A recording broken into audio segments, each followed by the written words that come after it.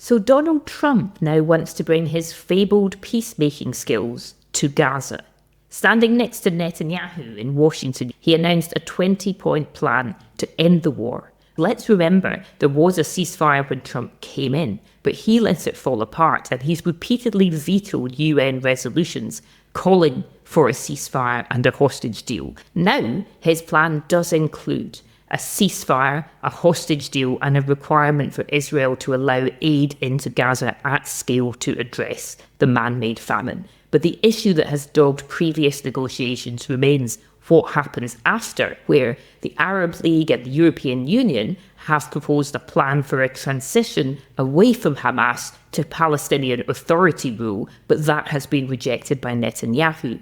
So Trump's literal idea for bridging this divide is that Gaza will be ruled by, drumroll please, Donald J. Trump, and that he will be overseeing a committee of so-called apolitical Palestinians, along with international figures, and one name that has been mentioned is former British Prime Minister Tony Blair, another figure well known for bringing peace to the Middle East, or not.